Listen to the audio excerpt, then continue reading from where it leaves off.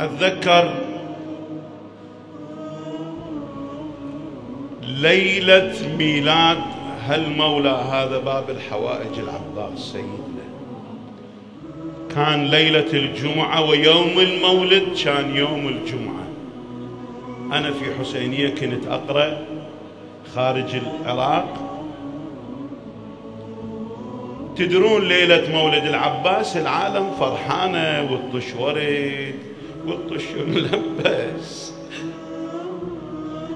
اجا واحد بيده ابنه، أنا كنت أقرأ، قال لي ملا جليل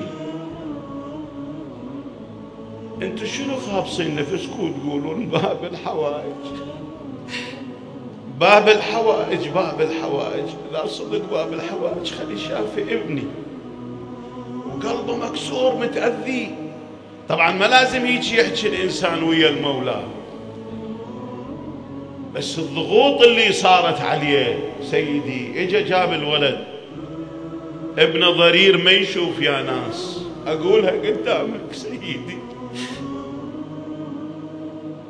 أنا تأذيت، المجلس كله من الفرح تبدل حزن، والمولد صار مصيبة، والطفل يم المنبر. آخر المجلس أخذ الولد وراح. أنا رحت مجلس آخر كان عندي باكر، اجيت يوم الجمعة أمر على الحسينية، شفت جايبين خرفان يذبحون ويوزعون حلويات وخبصة العصر. قلت شكوخة ويوم مولد الناس يوزعون أكل ويوزعون حلويات. قالوا لا، هذا الطفل البارحة العباس رجع له عيونه.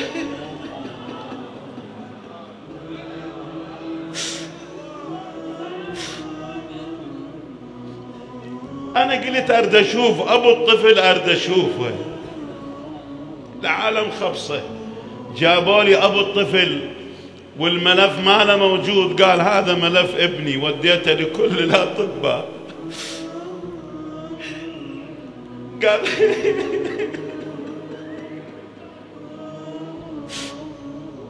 قال أنا البارحة من رجعت للبيت نمت تأذيت، قلت له أبو فاضل أنا أرجو المعذرة منك، المجلس مجلس المولد أنا سويته مجلس حزن، وليش أنا هيك سويت سيدي سامحني. يقول نمت وإلى الصبح يوم الجمعة يوم المولد، يقول قمت الصبح الولد نايم عمره 4 سنين 5 سنين كأنه فلقة قمر. خويا يقول وخرت هذا الستار، الشمس طلت على الغرفة، شفت ابني يقول بابا الشمس تأذى عيوني. قلت له بابا انت تشوف؟ قال لي ايه اشوف. يقول ركضت للحديقة جبت له وردة، قلت له بابا شنو هاي؟ ها يقول انطيتها الوردة، قال لي اشوفها لونها هالشكل هالشكل. في حادث كان رايح عيون الطفل ايه.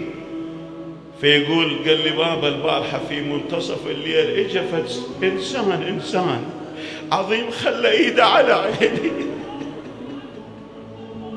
سيدي باب الحوائج اريد منك اليوم في هذه الليلة تخلي ايدك على قلوبنا، تشاف قلوبنا احنا المرضى، وهذا طفل وهاي العالم جاية بحرمك الليلة وذول ضيوفك.